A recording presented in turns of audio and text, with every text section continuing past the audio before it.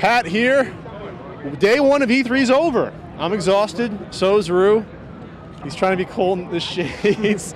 And yeah, lots of big news. The biggest news of the day, obviously, was at the Nintendo press conference early in the morning. Now, Nintendo first revealed a lot of their 3DS games coming out. You have Star Fox 3D, Super Mario 3D. Luigi's Mansion? 3D, Mario Kart 3D. Hell, maybe even Clue Land 3D is going to come out. I don't know. However, the biggest bombshell that we all knew about was the reveal of the Wii U. Wii U, yes, which we've talked to several Nintendo reps today and gotten different answers, but after confusion, much confusion, apparently this is Project Cafe. This is the new console, home console from, I can just take that. This is the new home console from Nintendo that they've been kind of teasing us with for the past month or so. So a lot of the rumors were right. Touchscreen, a controller. Correct. So the controllers look fantastic. They're basically like their own, either an iPad or your own sort of a device or a touchscreen, 6.2-inch LCD, dual analogs, microphone, camera, gyroscope inside so you can tilt it and move. You can do a lot of things with this. Dual analog nubs. Nubs, yes. Now, part of the confusion that Rue mentioned was that at first, they didn't say whether it was a controller or a console itself. I thought that at first, is this just an add-on to the Wii? That's what I thought. That's what I thought they said. That's what Rue thought, but then the graphics look amazing. They had a tech demo. Full HD. Full HD, but it looks PS3 or 360-ish. Or even probably a little better. They have a tech demo with a bird flying around, and I saw it up close, and it looks great. So I thought that there's no way that we can pump out those graphics at all, and that's right. So it's going to be a new console. They really didn't show it too much. There was like a curved little console in the corner. Kind of looks like a little sleeker bit version of the Wii. True, but they're not even, I think, 100% sure at this point what's going on. Super prototype.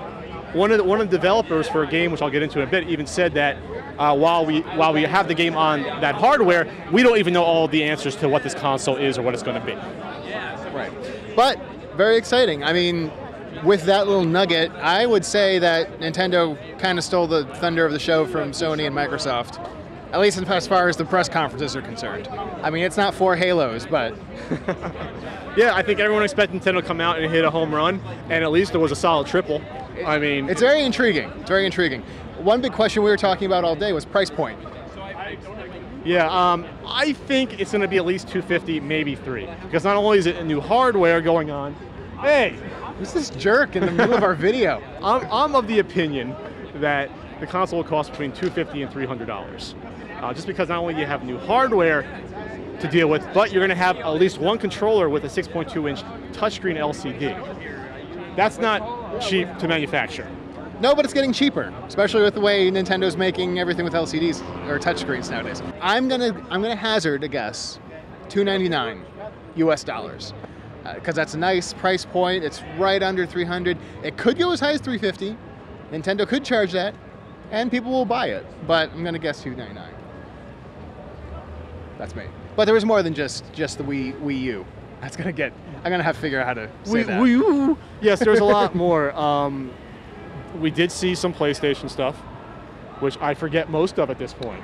We saw some Sonic Generations. We did see Sonic Generations. I played both of those. I'm going to have a little mini review of that later on. But we did play, a shooter game with the. That was Resistance 3, right? Resistance 3. We did play. At least Rue did. Yeah, it's a shooter game with PlayStation Move. The Move's it's kind of got forgotten. It's almost old hat at this point. Yeah. I mean, they premiered the technology a year ago, and at this point, people are like, "What?" Kinect's still interesting and it's still generating a bit of buzz, but the Move, I don't know. I think the big thing to take away from also the Wii U is that it will be that hardcore gamer / casual gamer. They're trying to make that console. To bridge that divide. They're still trying to do that. Ghost Recon they show is going to be on the system. They show Battlefield is going to be on the system. These are not kiddie games. Ninja Gaiden 3, extremely violent. So you're going to have games finally. Solid. Metal Gear Solid. You're going to have all these games now that for the next 3 years, at least 3 years, be on PS3, Xbox 360, and now the Wii U. The third-party developers seem very interested. Very interested. They had the president of EA. President of EA. Some high mucky muck from EA out there talking about all the sports games and other crap that they can put on.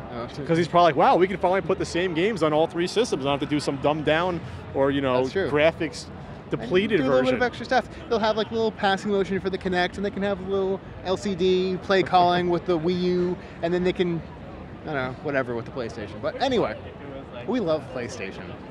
We kid the PlayStations. We love because we kid.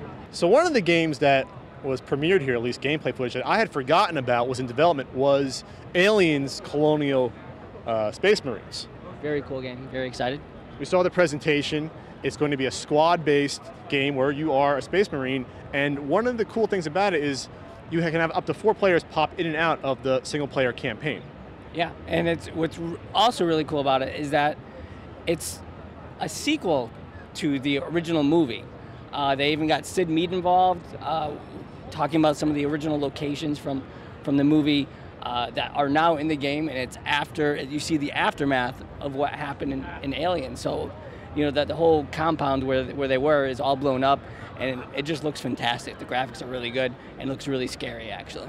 Yeah, so you have familiar locations from the movie Aliens. You have a new alien species we saw, and the demo just ends on, let's just say, pretty like a cliffhanger. Yeah, yeah. You're in trouble. Cool. Yeah. And it's just like the movie Aliens where you have your squad just surrounded by aliens coming at you. And even though we see other games with monsters that attack your soldier squad, this is the Alien franchise. This is the #1 sort of monster mutant madness that's going to happen. So I think this is going to print money, this game. It's going to be huge. And like I mentioned before, it will be on the Wii U as well.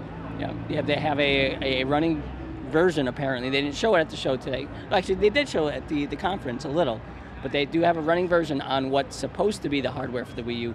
So that could be really exciting, especially with the little LCD screen. It could be like the motion tracker or exactly. something. That's what we're going to be something really that cool. You won't be able to do that on the Xbox or the PS3. It Yeah. will be motion tracker for real, right in your face. Yeah. So looking forward to that game.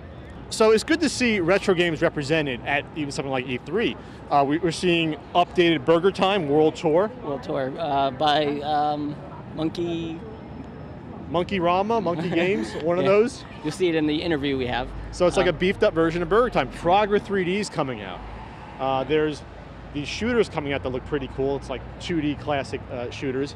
How about a portable SNES, the Superboy by Hyperkin, the same company that put out the portable Genesis, the Gen Mobile. That looks pretty cool. Yeah, the LCD actually looked pretty good. You know, I thought, being an emulation kind of thing, they probably cheap out on the LCD a little, but it actually looked pretty good.